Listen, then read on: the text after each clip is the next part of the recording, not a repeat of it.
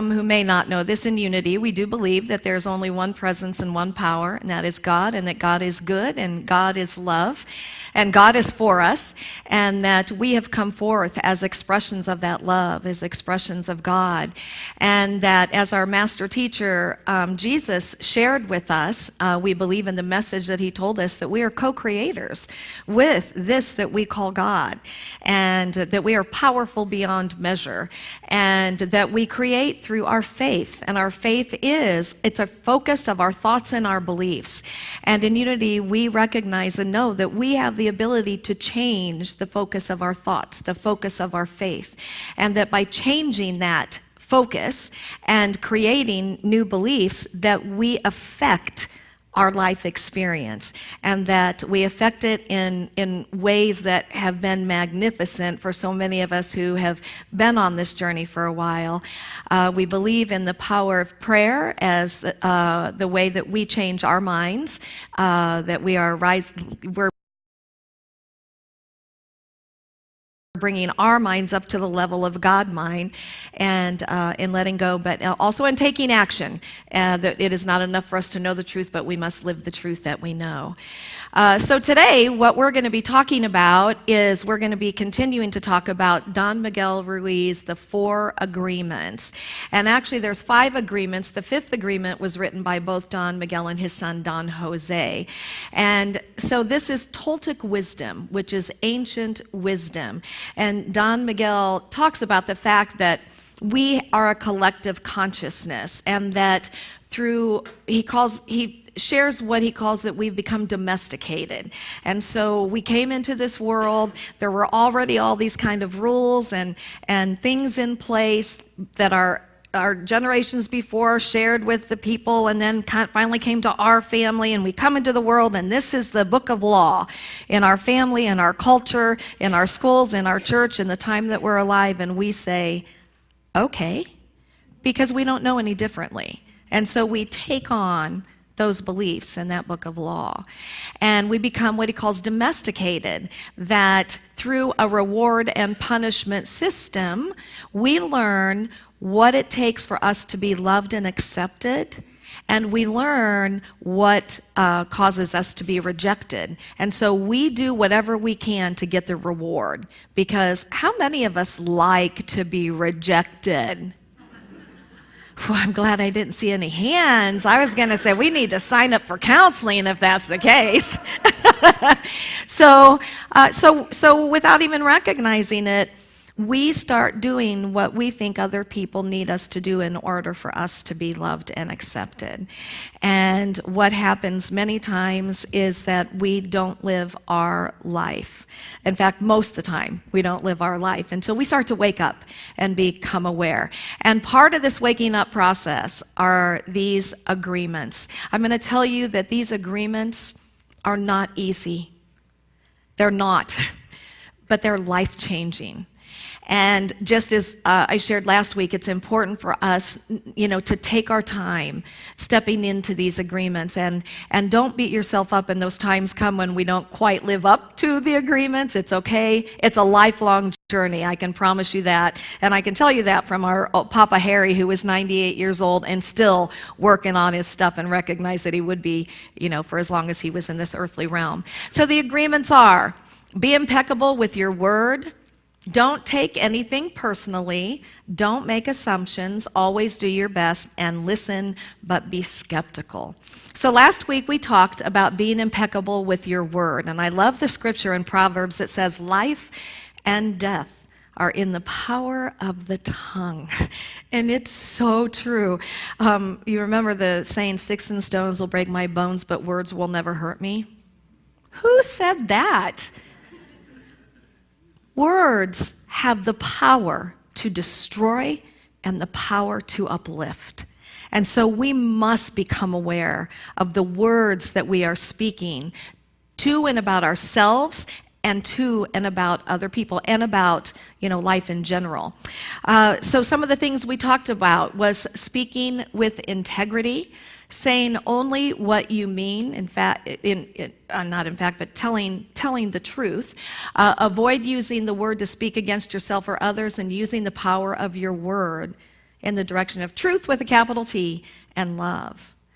And I didn't share this last week, but I love this. It's an acronym for the word think. And this is a really, really good way for us to think about what is good for me to actually speak. Because did you guys know, I just want to tell you this, because this is profound, but we don't always have to speak out the words that are in our head.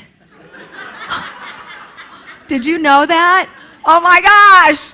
Just in case you didn't know, I wanted you to know that we actually have filters. Now, I know there are some people that don't have filters. Do you have some people in your life that don't have filters? Yes. But Mitch is one of them, yes.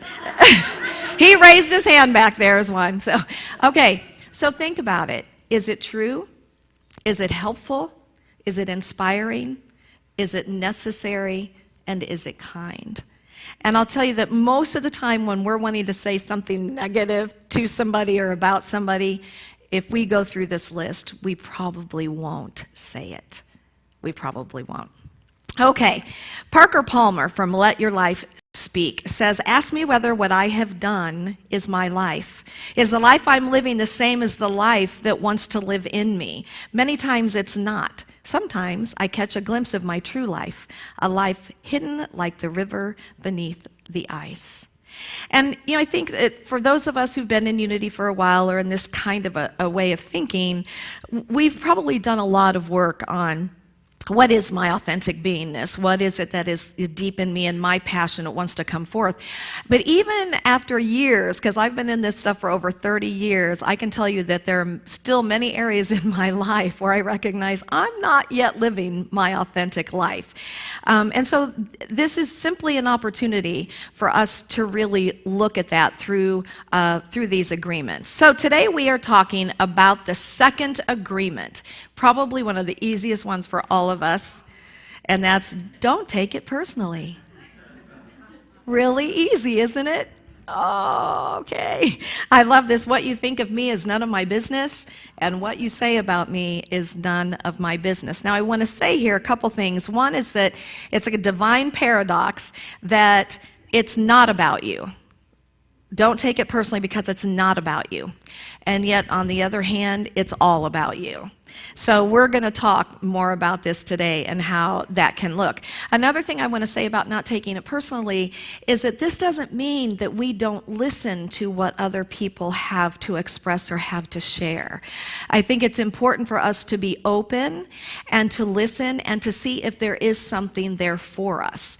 And then, we're going to talk more about that as well as we go along here. Okay, so today is about when to and when not to take things personally. Eleanor Roosevelt said, "You wouldn't worry so much about what others think of you if you realized how seldom they do." And isn't that true? Because, we can really get ourselves caught up in something. If we feel like we've kind of fallen short on something, we think other people, that's all they're doing is thinking about how we messed up. And the thing is, they're not. So recognize that. Okay, first question is, why do we take things personally? And Don Miguel Ruiz says that one reason is the idea of personal importance, thinking that every single thing is about me or has to do with me. And he said, guess what? It doesn't. It's not. In fact, here's what he says, that nothing that other people do or say is because of you. It's because of themselves and the fact that they are living in their own dream reality with all of its judgments, ideas, and rules. Every single one of us has this whole book of law that we are living with. Even if it's conscious, we still have this book of law. So when others are saying things to us, it's from their paradigm, their book of law. So it's not really about us. So one of the examples I would give on that is that growing up, I grew up with the idea that a man did not curse in front of a woman. And so, as you can imagine, I've had many opportunities in my life to practice not taking it personally when that has happened. And initially I felt really disrespected when a male would cuss in front of me. And, you know, we look at like the generations today, it's kind of like, whoa. And I can say that because I have a 34-year-old son that, you know, I went to visit him in DC, and it was just like my ears were just like, oh my gosh, what's happened here, you know? But the idea being that it was not about me. He wasn't disrespecting me. They aren't disrespecting me. It's just this was my book of law that said this isn't okay. And so I've learned not to take that personally. I still would prefer it doesn't happen. But anyway, another aspect of personal importance is Reverend Will Bowen shared that he was always a morning person. And so he'd get up in the morning and he's ready to go and he's wanting to talk. And his wife, Gail, would get up and she would just have nothing. And she would go and she would sit down and she would have her cup of coffee. And he said for a long time, he took that so personally. He thought that she just didn't love him the way that she used to love him until they finally sat down and talked about it. And she just is not a morning person. How many people here are morning people? How many are not? That was a good mix, so there you go. It's not personal, it's personality. And so that's one little tiny thing. But if you look at the scope of your life experience, you're going to find that there are probably many things that you've taken personally that have nothing to do with you or a relationship, but rather it has to do with personality. How about, has anybody ever taken something like the weather personally? Can you believe it's raining today? Of course it's raining today. How could it not be raining today? I planned this thing as though the weather's going, whoa, we are going to mess this up for her today, you know? And so it's recognizing there's a lot of things that we take personally that have nothing to do with us. So how do we know that we're taking things personally? What kind of shows up for us? So, let me read this first. Even when a situation seems so personal, even if others insult you directly, it has nothing to do with you. What they say, what they do, and the opinions they give are according to the agreements they have in their own minds. Their point of view comes from all the programming they received during domestication. So what are some things that, how do we know? We get defensive is probably the first one. We may feel hurt. We may feel diminished by it. It adds to our guilt, our remorse, to our shame, our low self-esteem. From defensiveness, I may retaliate. How about turning around and judging the other person or people, gossiping about them, giving them the silent treatment, just getting mad or angry, or fighting to make ourselves right. So these are just things to make us aware that when we feel these things, when these things are going through our mind, it's a good time to stop and to step back and to take a breath and to go, okay, what's going on here? You know, for me, what I've learned in my life is that even though I've been working this stuff for a long time, and believe me, I have worked my stuff, stuff still comes up. And I'm still triggered by things. But for me, I look at it as it's just something to be looked at to be healed. It's never about that I'm not doing it good enough. It's never about anything like that. So don't beat yourself up for those times. But when you find yourself in these, it's a good opportunity to go, oh, okay, what is this about? Is this really about me? Is there something old coming up here? What do I know to be true about myself? And we always go back to that, you know, what we know to be true about ourselves. And how many of you have heard, you know, don't believe everything that you think? Don't believe everything that you think about yourself. Don't believe everything that you think about the world or about how people should be showing up. Because guess what? You also have been domesticated. You also come with your book of laws. You also, you know, have this reward and punishment system in place. Do we know that we have that? Yeah. And so, it's just for us to become aware of so that we can start to make different choices when these kinds of things come up. I love the scripture that says, agree with thine adversary quickly. So when you stop and you step back you can always say something like, thank you for sharing your truth with me, but that is not the truth that I know in my own being. And you know what? You have a right to say that. It's okay for you to say that. When somebody's giving you something that you haven't even asked to receive, and you know that it's not resonating with you, it's okay from a calm place to say, thank you for sharing that with me. But that's not the truth that I believe about myself, or that's not the truth that I know in my heart. Don Miguel says you have to trust yourself and choose to believe or not to believe what someone says about you.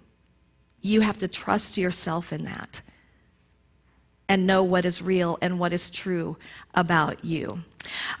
So there are times when we do get triggered. So I want to share another one.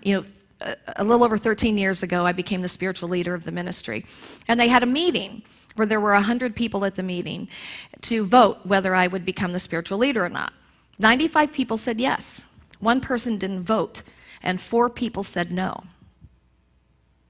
What do you think I focused on? Because my book of law, my domestication said, everybody has to like me, or I'm not good enough. Anybody else have that book of law? That Now, I got to tell you, as the spiritual leader, I've had an opportunity to have a lot of practice with people telling me what they think I should be doing or how I should be doing it. And the thing about that is I will listen. And I will take it in, and I will discern if it's something that can help me in my growth as a leader, by all means. And if it doesn't, I'm so much better about knowing it's okay that this person doesn't like me or doesn't like how I'm showing up. This is a big one for us, isn't it? Like, just being able to speak our truth, just being able to stand in that truth and be who we are, and let other people not like us because of who we are. And I think, and I've said this many times, I think that in this city where we have so much fundamentalism, that's not always easy to stand in integrity with ourselves and our truth, what we believe to be the truth. But it's so important for us to be able to stand in that and to let ourselves, like I've said before, feel the feelings that we're going to feel, the heart beating out of our chest or whatever, but stand in integrity with who we know ourselves to be. Okay, more examples of things that we might take personally. Those who criticize you, that wasn't very good, well, you really botched that up. You can't carry a tune. You'll never be good enough. You can't do that. Once you try to make you feel guilty, you haven't called me forever. If you loved me, how many in partnership have either said that one or heard that one? I'm not asking for you to raise your hands, because it's always kind of cracked me up. If you love me, you would know that about me. And I'm always like, oh my gosh, I just think that you need to just tell each other what your needs are, Those who judge you, that you should be doing this or you shouldn't be doing that. Those who try to tell you what to do, who to be. If you would do this, it would help your image. Those who appear to do things against you, Don Miguel calls them thieves. People's moods. How many of us take somebody's mood personally?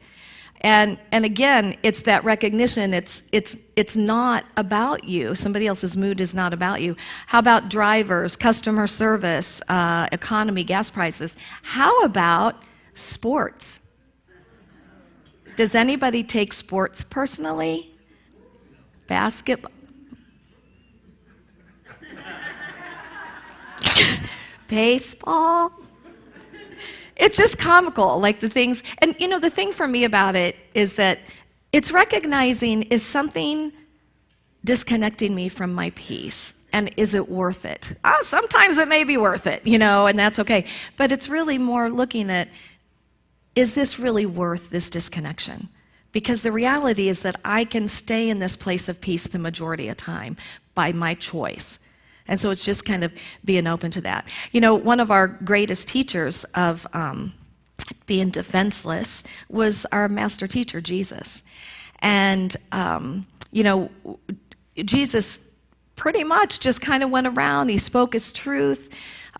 People accepted it. They didn't accept it. He would go on to the next place and he would speak his truth. And because he was so knowing in his own beingness of what that truth was. And, I've always heard truth doesn't need to be defended.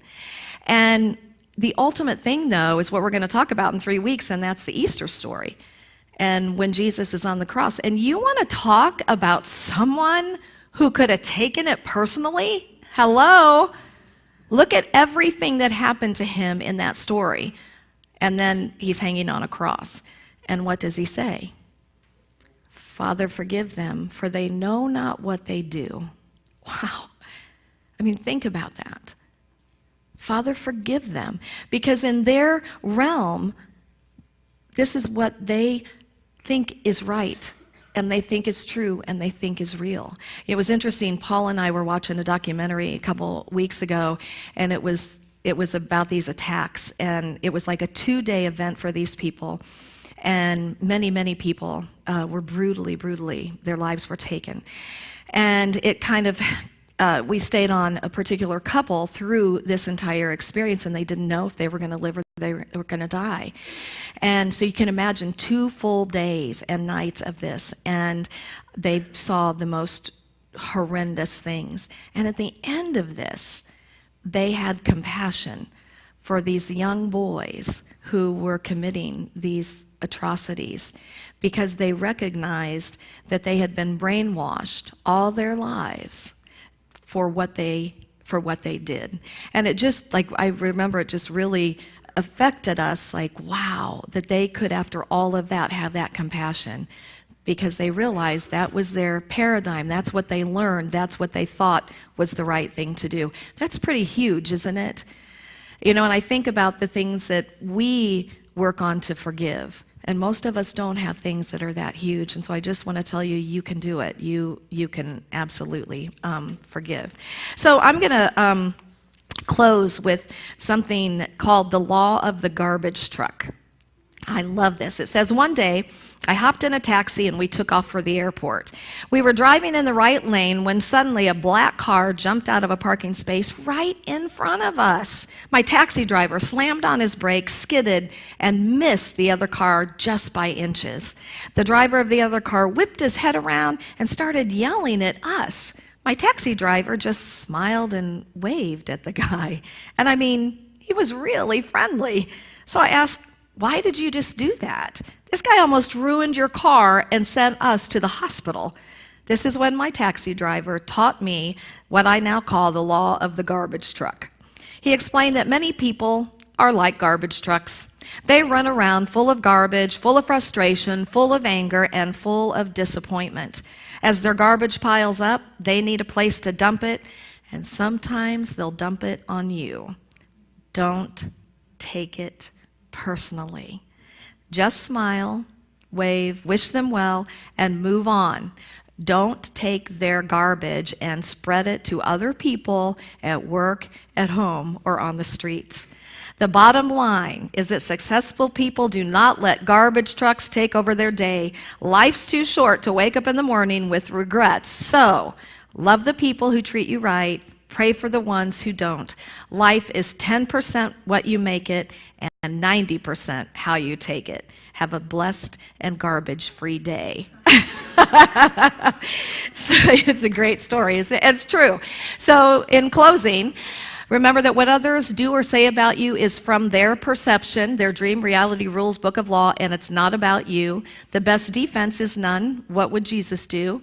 Don't take yourself so personally, and do know that all things are personally working for your greater good. So really, your homework this week is simply, you guys, don't take anything personally this week. Do your best to be awake and aware. One of the things that Don Miguel talked about was that Jesus, we have to become a spiritual warrior, and that Jesus was a master at being a spiritual warrior. The spiritual is bringing it forth. The warrior aspect is that we're awake and aware. We know what's going on around us. We have courage to face our so-called enemies, and we know when and when not to take action. So I just want to remind you that you are a spiritual warrior, and that you have everything that you need to move through this week differently than you moved through last week, and not to take things personally. Accept this, and that is that I see the light and the love and the beauty and the joy in you.